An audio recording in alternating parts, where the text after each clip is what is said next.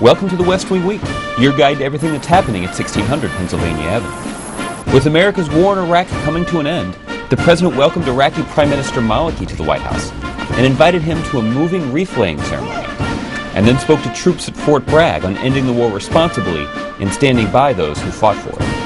After nearly 9 years of sacrifice, the tide of war is receding, and the troops are coming home. That's December 9th to December 15th, or a final march toward home. So as your Commander-in-Chief, and on behalf of a grateful nation, I'm proud to finally say these two words, and I know your families agree. Welcome home.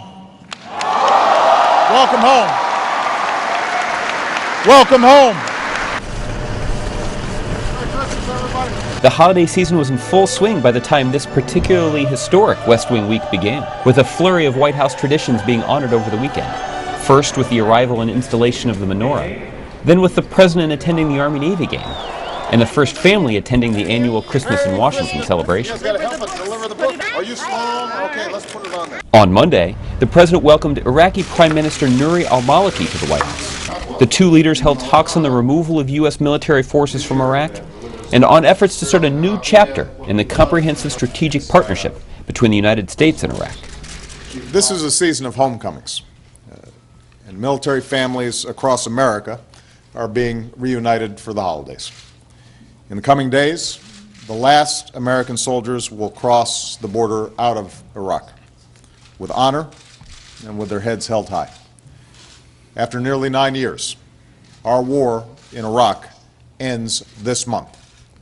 Later, at Arlington National Cemetery, they honored the sacrifices and service of all those who served in Iraq to reach this moment full of promise for an enduring U.S.-Iraq friendship at the end of America's war in Iraq.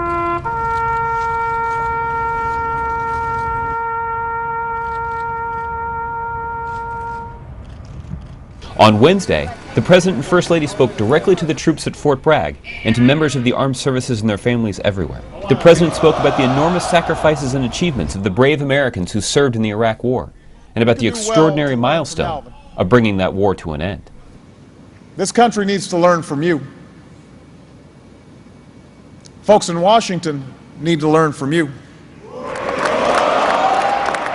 For all the disagreements that we face, you remind us there's something bigger than our differences, something that makes us one nation and one people.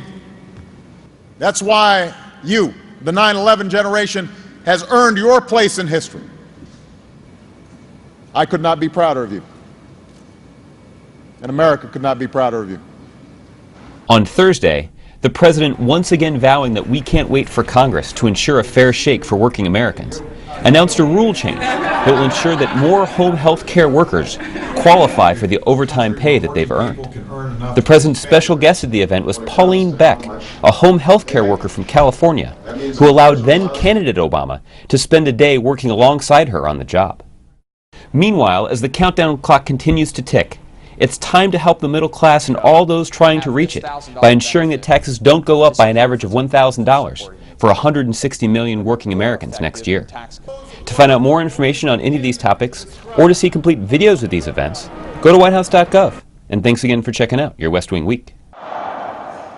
Now, I'm sure you realize why I don't like following Michelle Obama. She's pretty good. And it is true I am a little biased, but let me just say it. Michelle, you are a remarkable First Lady. You are a great advocate for military families. And you're cute.